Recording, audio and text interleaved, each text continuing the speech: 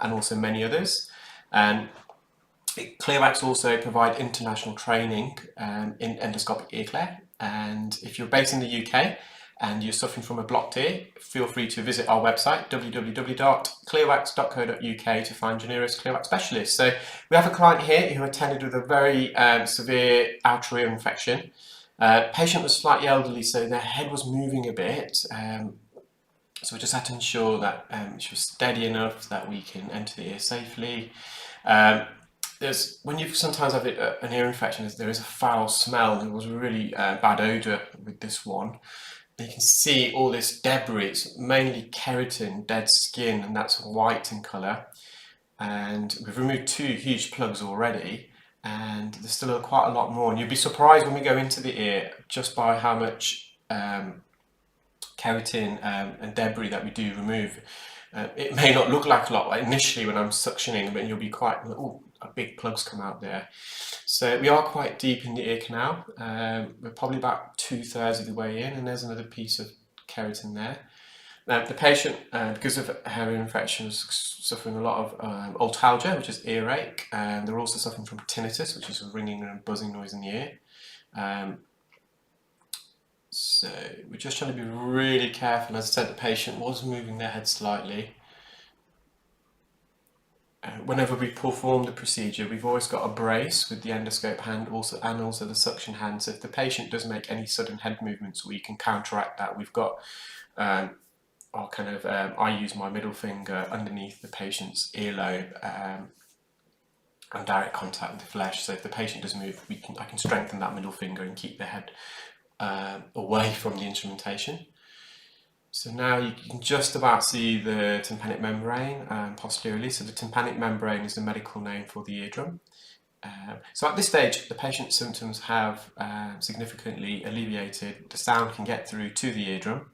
What I want to do now is just remove as much debris as possible, a lot of keratin. And this is a piece that kind of surprised me. When I removed this, it was a lot larger piece than I was expecting.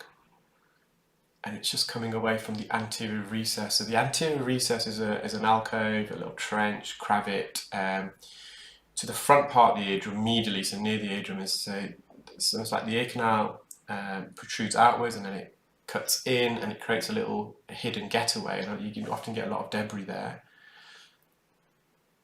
Again, you can see the patient moving their head quite a lot here, which makes it a lot more difficult. So when the patient moves their head, we're much more likely to come in contact with the canal wall. The patient's ear is already infected and they're already suffering from earache.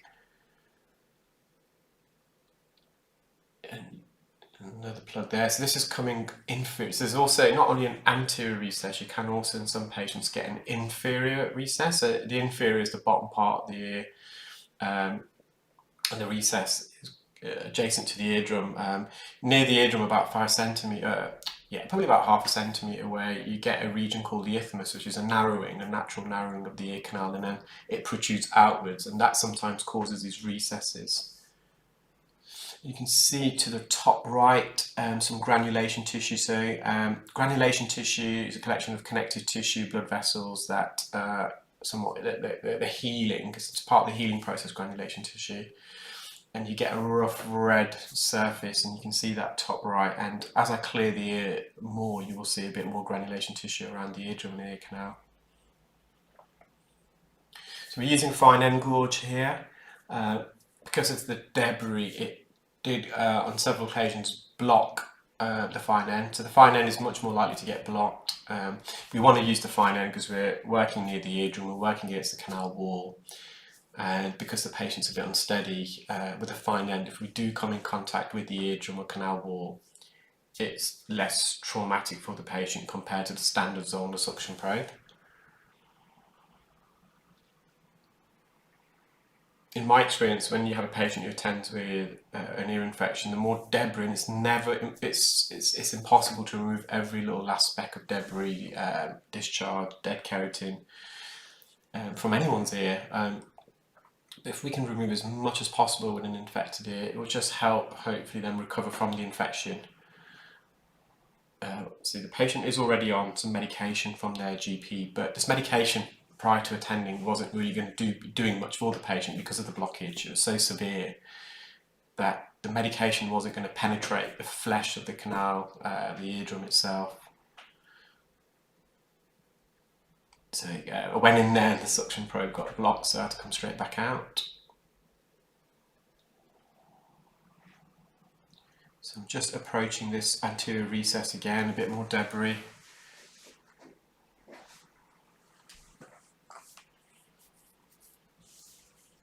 There's some keratin just at the top, the roof of the eardrum, the attic region. The eardrum itself, you can see, the landmarks are not as distinguishable as for a normal eardrum, and that's because there is some otitis externa, there's some eczema, some inflammation, infection of the eardrum as well. So we've got some keratin. Now here I have to be very delicate because I don't know whether actually this debris is protruding outwards from the ear canal or if it's just literally coating. So I'm just hovering over it kind of to ascertain the thickness of this keratin, because if I go in too hard, I'm going to go through the keratin onto the bony part of the ear canal. It's going to be very uncomfortable. And it's same here, so I'm not sure whether this part here is just the bony part of the ear canal or is there some keratin. I can see some kind of ribbons on there, so I'm pretty sure that's some dead keratin coating the bony part of the ear canal, but I'm not sure how thick this keratin is, and I'm just going to be careful. If I go in too hard, I'm going to then penetrate through the keratin onto the bony part of the ear canal and cause the patient some discomfort.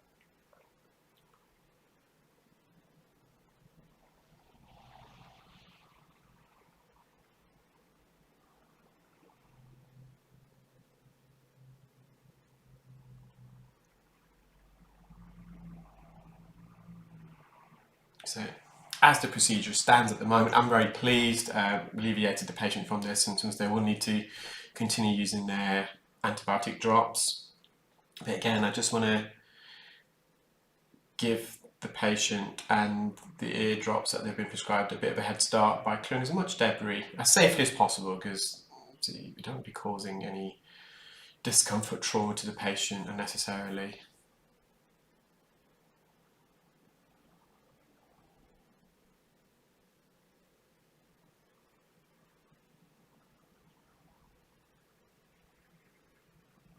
So I'm happy with that side. So this is just the patient's right ear. So they've got some semi-occluding wax, dead keratin. So I'm just going in with a Zoll suction probe.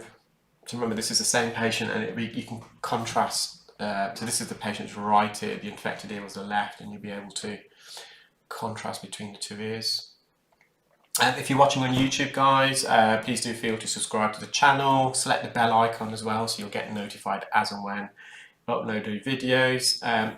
Similarly, if you're watching on Facebook or Instagram, please do feel free to like the page, follow, comment, like on the video. So I'm just wriggling this dead keratin out of the ear canal. So the endoscope, the ichthoscope, is not even in the ear at this stage, it's just being held outside of the ear so we can get the view. So you just got some dead keratin there. It's not going to suction. So I'm just using a fine line to see if I can peel it.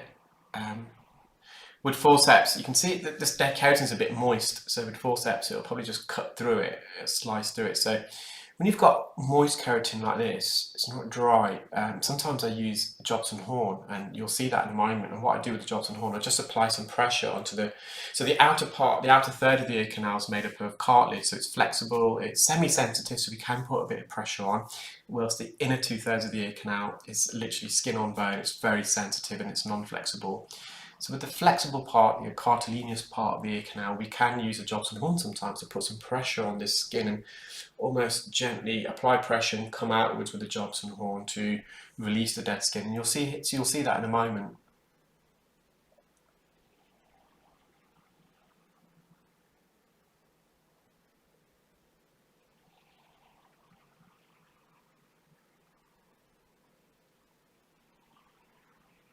Dead skin can be really frustrating to remove.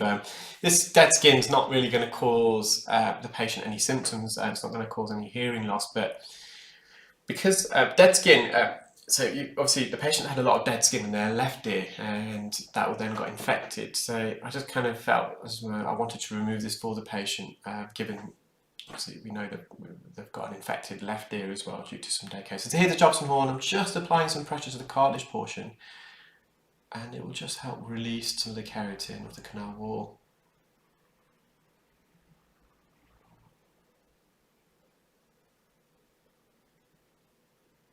And it's posteriorly, so eardrum's nice and healthy. So if you can remember what the other side looked at, and in a moment you're going to see an examination of both ears. So this is just to recap the patient's left ear.